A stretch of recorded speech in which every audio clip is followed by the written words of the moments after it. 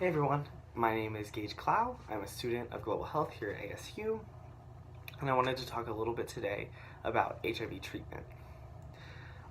First off, I want to thank you guys so much for clicking onto this video. I really appreciate it. I know that HIV is sometimes not everyone's favorite topic, and I really do appreciate you guys taking the time to learn a little bit more about treatment and how you can get tested, know your status, so that you can get access to life-saving medicine.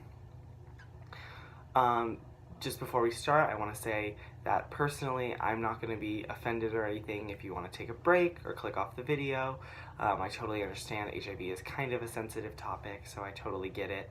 Also, I want to say it's going to be about 5 to 7 minutes, and I just really appreciate you guys clicking on.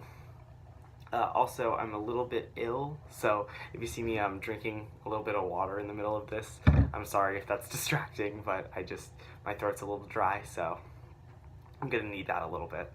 So thank you for your leniency, and I really appreciate it. So I want to start off by saying that there is no cure anywhere in the world for HIV as it stands, but there are great treatments that can allow a person to live a 100% healthy, happy life. In order to get access to these treatments, however, a person must first get tested as HIV positive. So that's why it's so important to get tested, know your status, so that you can get access to life-saving drugs. So a little bit about the drugs themselves. HIV drugs require 100% adherence, and that's really just like a fancy word of saying that means like consistent taking of the drugs. And this is because HIV itself, as a virus, mutates very quickly, and because of this, if the drugs are missed, they can be, the HIV itself can start to create drug resistance to the actual medicine, which could be really dangerous for a person who's taking HIV medicine. Additionally, anyone who has anyone who has 100% adherence can live a 100% happy, healthy life because these drugs are so good at what they do in terms of stopping HIV from mutating and progressing to AIDS. Sorry, one second. Okay. Another great thing that I want to mention about HIV treatment is that there's a really great thing that we like to call treatment as prevention. So when someone is HIV positive and they're on treatment and they're 100% adherent to that treatment, and there's a decrease in what we like to call viral load, which is just how much virus is in anyone's blood or semen at any given point. And if it gets down to an undetectable level, this means that HIV has a much lower chance of being transmitted from an HIV positive person to an HIV negative person. So that's one of the great things about HIV treatment, is that it can greatly lower transmission rates from people who are already HIV positive, which is a great reason that you should get tested, know your status, so you can protect you and your loved ones from HIV. Because even if someone is HIV positive, having access to treatment through testing will allow them to not transmit HIV to anyone else. So another thing that's great about the medicines that we have currently is that there's this great thing called PrEP, or pre-exposure prophylaxis.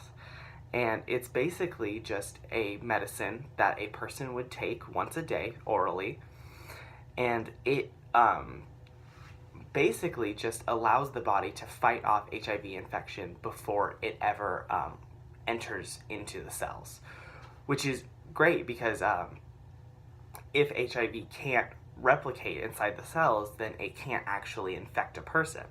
So it needs to be taken very strictly, just like any kind of other antiretroviral therapy, because without adherence, the possibility of HIV being able to get in would increase by a lot.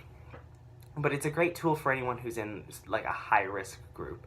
Like, I know personally, I'm a gay man, and so PrEP has been kind of a godsend in terms of like stopping fear and stopping stigma, because it definitely allows people to be a little bit more free and positive in their sex lives.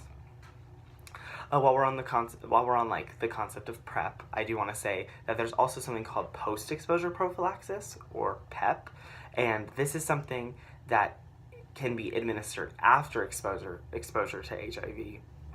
Sorry, one second.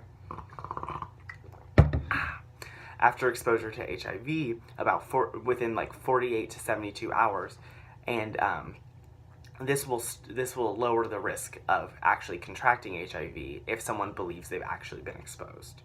So this can be administered at like emergency rooms or something, or like any really clinic that is HIV specific, and it's a great tool for anyone who believes they might have unwittingly been exposed to HIV. So it's really important to get tested, know your status, so you can get access to life-saving medicine.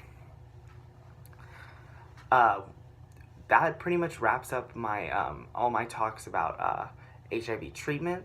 Does anyone have any questions about anything?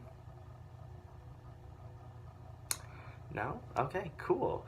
Well, if you do have any questions, just leave them in the comments or anything. And I really appreciate you guys taking the time to listen to me about HIV treatment, and hopefully you guys will get tested, know your status, so that you can get access to life-saving medicine if needed. So, thank you so much for listening, and have a great day.